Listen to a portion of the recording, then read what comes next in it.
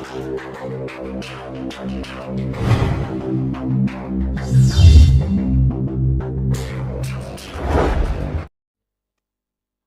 குலதெய்வமான குழந்தாளம்மனை போற்றி, பெரிய கருப்பணசாமியை போற்றி, அனைவருக்கும் எனது பணிவான வணக்கம். வணக்கம். கோடீஸ்வர யோகம். என்னங்க கோடீஸ்வர யோகம் ஆனால் அப்படின்னு இருக்குது அப்படின்னு ஜோதிட நூலில் எழுதப்பட்டுள்ளது. இந்த ஜோதிட பாடங்கள் படிக்கிறோம்ல, இந்த ஜோதிட நூலில் அந்த மாதிரி புஸ்தகத்திலலாம் எழுதியிருக்கு. நிறையா யோகத்தை பற்றி எழுதியிருக்கு. அதில் ஒரு கோடீஸ்வர யோகம், சரிங்களா? இந்த மாதிரி ஒரு யோகம் இருக்குது, அதை பற்றி பார்ப்போம். பொதுவாக 2ஆம் பாவகம், 4ஆம் பாவகம், 9ஆம் பாவகம், 10ஆம் பாவகம், 11ஆம் பாவகம், லக்னம், இந்த 6 பாகமும் நல்ல நிலைமையில் இருந்தாலே அப்படின்னா 6 பாவமும் நல்லா இருக்குமா? 12 கட்டத்தில் 6 அப்படின்னா இதில் ஏதாவது ஒரு பாவகம் ரொம்ப வலுப்பெற்று இருந்தாலே நமக்கு பணங்காசு இருக்கும். இதில் கோடீஸ்வரர் யோகம் அப்படின்னு அவங்க எழுதியிருக்கு. இப்போ தலைப்பு போட்டிருக்கோம் அப்படின்னா அதில் வேறு வேறு விஷயங்கள் இருக்குது. இப்போ 2ஆம் பாவகம் வாக்குஸ்தானம், பொருளாதார ஸ்தானம், அது வலுப்பெற்றிருக்கணும்.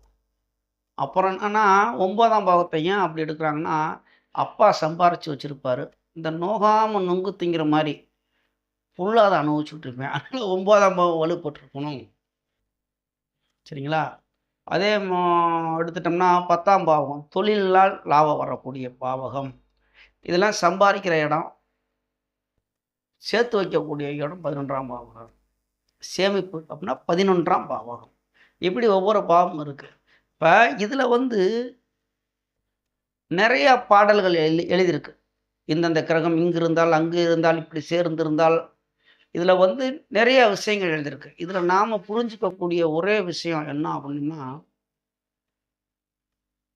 இந்த பாவகத்தில் நாங்கள் சொல்லக்கூடிய இடத்துல பாவகத்தில், அதாவது என்னென்ன சொல்லிங்கன்னா 2ஆம் பாவகம், இந்த 4ஆம் பாவகம். 4ஆம் பாவகம் ஏன் அதை எடுக்கிறோம் அப்படின்னா, இதெல்லாம் அனுபவிக்கக்கூடிய பாவகம், சுகபோகத்தை அனுபவிக்கக்கூடிய ஒரு பாவகம். தாயார் சம்பாரிச்சாலும் வேணாம்னா சொல்ல போனால் 9ஆம் பாவகம் தந்தை, 4ஆம் பாவகம் தாயார். அப்போ தாயார் சம்பாரித்து கொடுக்குறதும் 4ஆம் பாவகம் தான்.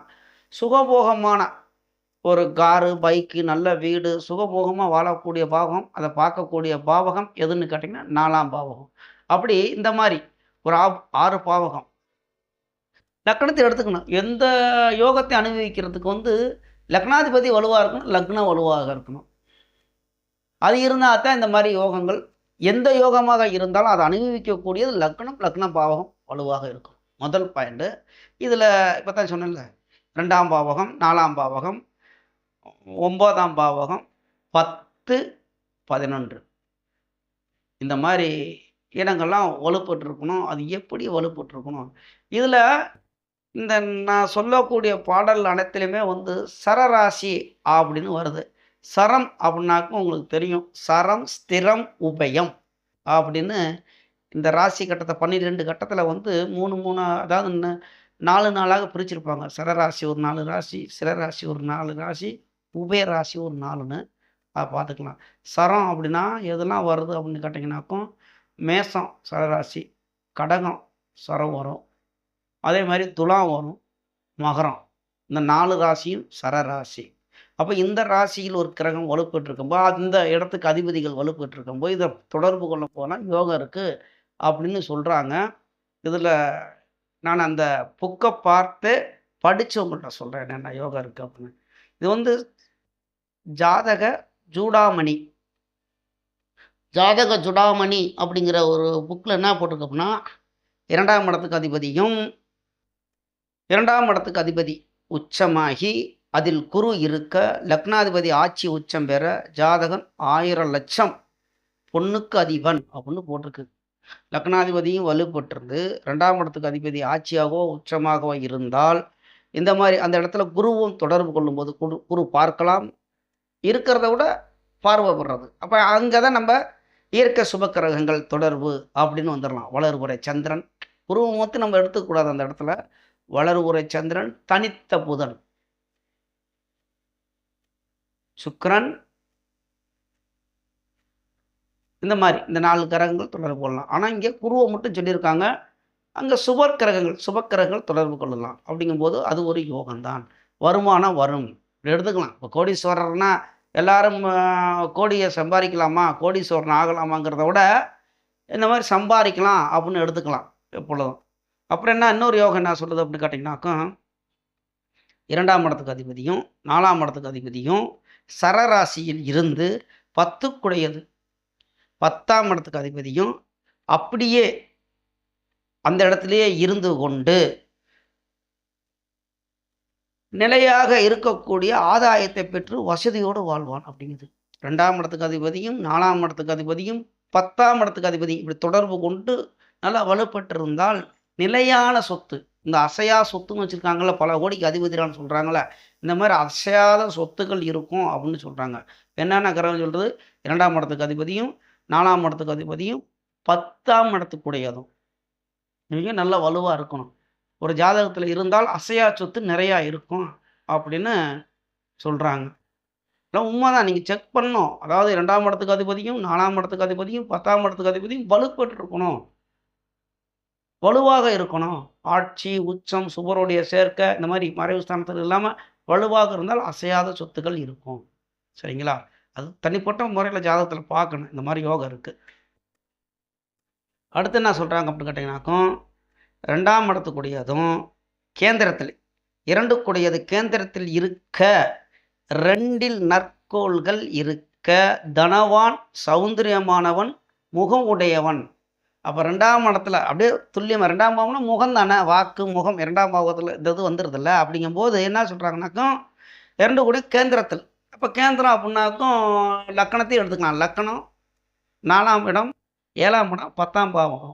இந்த 4 இடத்துல எங்காவது இருக்கும்போது 2ஆம் இடத்துக்குரியவன் கேந்திரத்தில் இருக்க இதில் நற்கோள்கள் நல்ல கோள்கள்னா நல்ல சுபக்கோள்கள் சம்மந்தப்படும் போது இந்த மாதிரி ஒரு யோகம் இருக்குது. என்ன இருக்குது அப்படின்னா, சௌந்தரியமான முகம் உள்ளவன், தனவான்னா காசுக்காரனும், நல்லா எப்பயுமே இப்போ பணம் இருந்தால் தான் நல்லா மேக்கப் பண்ணிக்கிட்டு இருக்கலாம்ல, நல்லா மேக்கப் போட்டு நல்லா சௌந்தரியமான முகத்தை வச்சுருப்பார். அது ஆணாக இருக்கட்டும் பெண்ணாக இருக்கட்டும். நல்லா நிறையா சங்கிலி சிறப்படி போடும்போது ஆட்டோமேட்டிக் எங்கள் சிரிக்க வந்துடும்ல, வேலைன்னு சொல்ல உடனே தப்பாகி போகும். அப்புறம் என்ன யோகம் சொல்லுதுன்னா, 10ஆம் இடத்துக்கு அதிபதி 10ஆம் இடமும் 2ஆம் இடத்துக்கு அதிபதிகளுடன் லக்னாதிபதி இருந்தால் ராசி அதிபதி வலுக்க 4க்குடையதை குரு பார்க்க வாலிப வயது முதல் செல்வ ஆதாயம் அப்படிங்குது. அப்போ என்ன சொல்கிறாங்கன்னா 10-2 லக்னாதிபதி 4 கூடையெல்லாம் இங்கிட்டு வலுவாக இருக்கும்போது வாலிப வயசுலேயே நல்லா பணம் காசு சம்பாதிப்பார் வந்துடும் அப்படின்னு சொல்கிறாங்க. அடுத்து என்ன யோகம்? 2இல் சுபக்கிரகங்கள் இருக்க திரவியம் வயது மத்தியில் வருங்கிறாங்க. இதெல்லாம் பொதுவான பலன். நம்ம அங்கே எடுக்கணும். சுபர் அப்படி வந்துடும், வலுப்பெற்றிருக்கணும். அதெல்லாம் இந்த ஜாதக சுடாமணி அப்படிங்கிற ஒரு புக்கில் சொல்லுது. அது ஆயிரக்கணக்கில் சொல்லிக்கிட்டே வரும். இல்லை நம்ம ஒரு முக்கியமாக ஒரு 6-7 பாடலில் பார்ப்போம். அடுத்து இன்னொரு யோகம் என்ன சொல்லுதுனாக்கா, இதில் எல்லாமே 2ஆம் பாவத்தை தான் சொல்கிறாங்க இந்த புக்கில். 2ஆம் இடத்துக்கு 2ஆம் இடம் 2ஆம் இடத்தினுடைய புதன் கூட லக்னாதிபதி வலுக்க 11ஆம் அதிபதியும் குரு பார்க்க வயதான காலத்தில் செல்வம் உண்டாகும். அதாவது 2ஆம் இடத்துக்கு அதிபதியும் புதனும் 2 பேரும் கூடி லக்னாதிபதியும் வலுத்து 11ஆம் இடத்துக்கு அதிபதியும் வலுப்பட்டிருந்தால் வயதான காலத்தில் பணங்காசு வரும் அப்படின்னு ஒரு யோகம் சொல்கிறாங்க. இது ஒரு லக்கம் அப்படியே இருக்கும். அடுத்து ஜாதகம் அலங்காரம் கோடீஸ்வர யோகத்தை பற்றி அது என்ன சொல்லுது அப்படின்னு பார்த்தீங்கன்னா, இது ஏன் எல்லாம் சொல்லிக்கிட்டு இருக்கோம் அப்படின்னா, அங்கே புஸ்தகத்தில் நிறையா எழுதியிருப்போம். அதில் நம்ம படித்ததை அப்படியே பலன் எடுத்து இங்கே சொன்னோம்னா, நீ என்னைய பொய் சொல்கிற அப்படிங்க வந்துடும். அந்த இடத்துல நம்ம கவனிக்க வேண்டியது என்ன அப்படின்னா, சுபர்னு வந்துடும். லக்ன சுபர், அந்த பாவகத்துக்கு சுபர். இப்போ நம்ம 2ஆம் பாவம்னு சொல்கிறோம்னா, அந்த கிரகத்தில் வலுப்பெற்றிருக்க அந்த அதிபதி அந்த கிரகத்தில் இருக்கக்கூடிய கிரகம் உச்சமாக இருக்கா, ஆட்சியாக இருக்கா, அல்லது இயற்கை சுபராக தொடர்பு கொள்கிறாங்க, அல்லது அந்த பாவகத்துக்கு சுபர். இப்போ ஒரு உதாரணம், சனி பாவக்கிரகம் தான், அதில் எந்த மாற்று கருத்தும் கிடையவே கிடையாது. சனி இயற்கை பாவர், சரிங்களா? அவர் சுக்கிரனோடையோ புதனோடையோ சேர்ந்தால் வலுவாகத்தான் இருப்பார்கள், ஏன்னா அவர்களுக்கு நண்பர். இதே போய் செவ்வாயும் சனியும் குரு கூடயே சேர்ந்தாலும் குருவை கெடுக்க செய்வார்கள். இப்படி தான் ஜோதிடத்தை எடுத்துக்கணும்.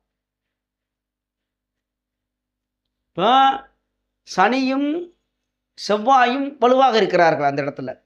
குரு கெடுக்கப்படுகிறார். அப்போ குரு தசையில் நல்ல பலன் வராது. இப்படி எடுக்கலாம். அப்போ சனி தசையில் அப்போ லக்னம் என்ன?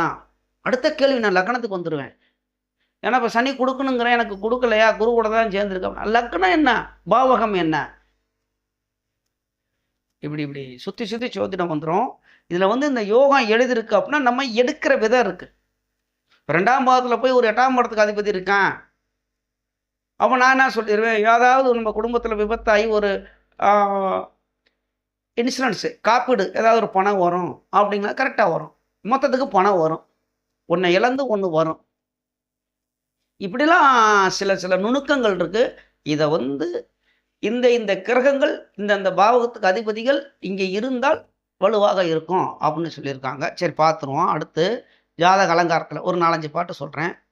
அது நாங்கள் இதிலே இருக்கனால எனக்கு அதில் எழுதியிருக்கிறது சிலது புரிஞ்சிக்க முடியுது. அதில் நான் அப்படியே படித்து சொல்கிறேன். உங்களுக்கு எப்படி புரியுறீங்க அப்படின்னு எனக்கு தெரியல. சரி, பார்ப்போம். 10ஆம் அதிபதி இருக்கும் நவாம்சத்துக்கு அதிபதியும் ராசியில் 11ஆம் அதிபதியுடன் 11ல் இருப்பது. அப்படி சொல்லிட்டாங்க. அது எங்களுக்கு புரியுது. உங்களுக்கு எப்படி விளக்க நிறுத்தி சொல்கிறேன் பாருங்க. லக்கணத்தில், அதாவது ராசி கட்டம் நவாம்ச கட்டம் 2 கட்டம் இருக்கும் உங்களுடைய ஜாதகத்தில். அப்போ அதில் ராசி கட்டத்தில் லக்கணத்துக்கு 10ஆம் இடத்துக்கு அதிபதி அப்படியே நவாம்சத்துக்கு வந்துடணும். நவாம்சத்தில் எங்கே இருக்கிறாரோ அந்த அதிபதி திருப்பி ராசிக்கு வரணும்.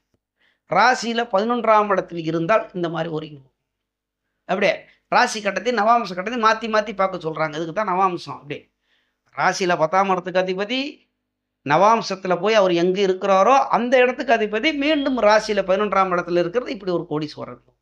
அப்போ அங்கே 11ஆம் இடத்துல அந்த அதிபதி இருந்தாலும் மீண்டும் நம்ம சுற்றி எங்கே வந்துடுவோம். அவர் அந்த இருக்கக்கூடிய இடத்துல அவர் எப்படி இருக்கிறார், நிலைமை என்ன, வலுவாக இருக்கிறாரா? வலுங்கிறது ஆட்சி, உச்சம், இயற்கை சுபர்கள் தொடரும். அந்த கிரகத்துக்கு சுபர்கள் தொடர்பு கொள்ளலாம். சரிங்களா? அடுத்த பாவத்தை கொண்டு வருது. அடுத்து என்ன சொல்லுதுனாக்கும், 1ஆம் இடத்துக்கு அதிபதியும் 9ஆம் இடத்துக்கு அதிபதிகளும் இணைந்து வலுப்பெற்று 11ல் இருப்பது. 1ஆம் இடம் லக்னம் வலுவாக இருக்கணும், 9ஆம் இடம் தந்தை வலுவாக இருக்கணும். அப்போ அப்பா சேர்த்து வச்சுருந்தாக்கும் 11ஆம் இடம் லாபம் அங்கே இருக்கத்தான் செய்யும். அதை அனுபவிச்சுட்டு போகும். அப்பா எவ்வளோதான் சொத்து சேர்த்து வச்சுருந்தாலும் லக்னம் ஜாதகர் நல்லா வலு ஆரோக்கியமாக இருந்தால் தானே அதை அனுபவிக்க முடியும். அவர் லக்னாதிபதி கெட்டு அவரே கெட்டு போயிட்டாருப்பா, அங்கே அவர் எப்படி அனுபவிக்க முடியும்? இல்லை, இது ஃபுல்லாக என் சொத்துங்க வரும், அவர் அனுபவிக்கிறதுக்கு அதுக்கு ஆரோக்கியம் ஒன்றும்ல. நிறைய விஷயங்கள் இருக்குது, அது வந்துடுவோம். அடுத்து என்ன சொல்லுது அப்படின்னு கேட்டீங்கன்னாக்கும், 10ஆம் அதிபதி இருக்கும் நவாம்ச அதிபதி ராசியில் 2ஆம் பாவத்தில் இருப்பது. இந்த முதல் சொன்னேன் அதே தான். அது 11ஆம் இடத்துல இருக்குது அப்படிங்கிற லக்கணத்தில் ராசி கட்டத்தில் 10ஆம் இடத்துக்கு அதிபதி நவாம்சத்தில் எங்கே இருக்கிறாரோ அதே அதிபதி 2ஆம் இடத்துல இருக்காலும் அந்த மாதிரி ஒரு யோகம். மீண்டும் நம்ம எங்கே வந்துடணும், வலுவை வந்துடணும். அடுத்து சந்திரன் வலு பெற்ற அதற்கு 12. இப்போ சந்திரனா ராசிக்கு 12 அதாவது இது இது கொஞ்சம் எனக்கே இதாக இருக்குது. சந்திரன் வலுப்பெற அதற்கு 12ல் ராசி இருப்பது மகா சக்தி யோகம் அப்படின்னு இருக்கு. சந்திரன் வந்து வலுப்பெற்று அதற்கு 12ல் ராசி இருப்பது. நீங்கள் ராசி இருக்கிறதே தானே, அதானே சந்திரன் இருக்கிறது தானே ராசி அப்படின்னா அப்படியே நம்ம எடுத்துக்குவோம். சந்திரன் வலுப்பெற அதற்கு 12ல் ராசி இருப்பது அப்படின்னா ராசிக்கு அதிபதி இருக்கிறது அப்படி எடுத்துங்க. இப்போ எதை வேணாலும் எடுத்துக்கலாம்.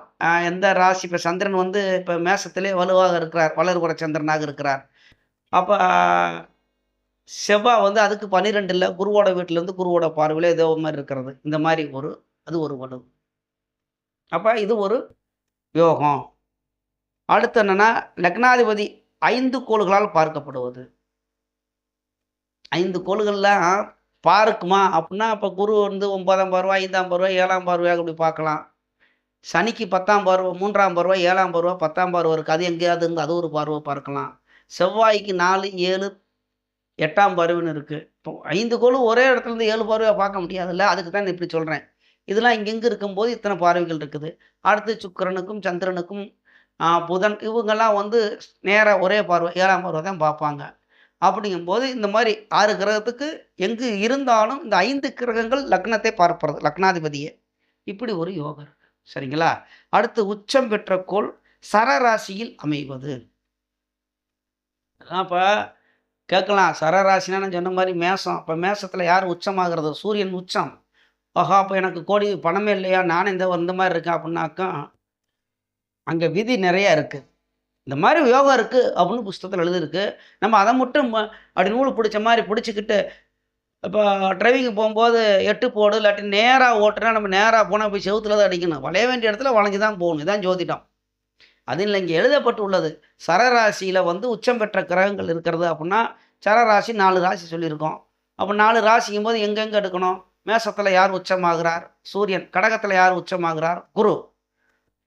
துலாத்தில் யார் உச்சமாகிறது? சனி. மகரத்தில் உச்சமாகிற கிரகம் செவ்வாய். அப்போ மகரத்தில் செவ்வாய் இருக்கிறது அந்த மாதிரி யோகம். மேசத்தில் சூரியன் இருந்தால் இந்த மாதிரி ஒரு யோகம். கடகத்தில் குரு இருக்கிறது யோகம். துலாத்தில் சனி இருக்கிறது யோகம். எங்கேயோ நான் ஒன்றையுமே காணோம். அதுக்குள்ளே தசாபத்தி வந்துடணும். இப்போ சனி இதே மாதிரி உச்சந்தான் துலாத்தில் சனி தச்சில் இங்கே பிச்சை எடுத்துக்கிட்டு இருக்கேன், இங்கே பழைய இரும்பு பொறுக்கிக்கிட்டு இருக்கேன், இங்கே தார் ரோட்டில் வேலை செஞ்சுக்கிட்டு இருக்கேன், அந்தனே குப்பை அள்ளிக்கிட்டு இருக்கேன் அப்படின்னு கேட்டிங்கனாக்கும், அடுத்தது நான் கேட்பேன், அவர் உச்சமாக தான் இருக்கு. இங்கே சொல்லியிருக்கு, நாம் எந்த அளவுக்கு புரிஞ்சுக்கிறோம்? அப்போ சுக்கிரன் அந்த இடத்துல இருக்கிறார், சனி அந்த இடத்துல வக்ரம் பெறுகிறார். சூப்பர் யோகம். குருவால் பார்க்கப்படுகிறார், குருவால் அங்கு சேர்க்கப்படுகிறார். இந்த இடத்துல புதன் கூட சேரலாம், அல்லது புதன் நேரடியாக இருந்து பார்க்கப்படலாம். அப்போ சுக்கிரன் அங்கே ஓடி போயிடும். சுக்கிரன் சூரியன் எல்லாமே அங்கே போயிடும். சரிங்களா? இந்த மாதிரி ஒரு யோகங்கள் இருக்கு அப்படின்னு சொல்றாங்க. போதுமா? இன்னும் கொஞ்சம் எடுக்கலாமா? இன்னும் ஒன்று ஒரே ஒரு இது சொல்ல நிறையா இருக்குது. நிறைய நான் படிச்சுக்கிட்டே போனாக்கா அது வாட்டில் போகும். ஒரு சிலது மட்டும் ஒரு ஒரு 6 7 சொல்லுவோம். லக்னம், லக்னாதிபதி சரராசியில் இருந்து சரராசி கோள்கள் பார்ப்பது. லக்னமும் நான் இந்த சரராசின்னு சொன்னால் அந்த 4 ராசியில் ஏதாவது ஒன்று வரலாம். மேஷம், கடகம், துலாம், மகரம் ஏதாவது ஒன்று லக்னமாக வரலாம். அந்த லக்னத்துக்கு அதிபதி சரராசியில் இருப்பது இந்த 4 ராசியில் எங்காவது ஒரு இடத்துல இருக்கிறது. அடுத்து இந்த 4 ராசிக்கு சரராசிக்கு அதிபதிகள் பார்க்கறது. இது ஒரு யோகம். பாருங்க எப்படி தான் தலை சுற்றுற மாதிரி இப்படி போட்டிருக்காங்கன்னு. ஈஸி தான், மெத்தடு ஈஸி சொல்கிறது, ஆனால் புரியறது கொஞ்சம் கஷ்டம். இதுக்கெல்லாம் ஒரு போட்டு அதில் கட்டத்தை போட்டு இங்கேன்னு விலைக்கு சொன்னால் கொஞ்சம் புரியும். இருந்தாலும் புரிகிறவங்களுக்கு புரிஞ்சிருக்கும். இன்னும் நிறையா இருக்குது. இது இந்த அளவுக்கு போதும். அடுத்தடுத்து நம்ம போடலாம் வீடியோலாம். இது என்ன அப்படின்னா, நம்ம தெரிஞ்சுக்கிறதுனா இப்போ நிறையா புக்கு நானும் படிச்சுக்கிட்டு தான் இருக்கேன். அனுபவம். இந்த புக்கில் படிச்சுக்கிட்டே எனக்கு சமையல் பண்ணுற மாதிரி தான் வந்துடும். புஸ்தகத்தில் படிச்சுக்கிட்டே இருப்போம்.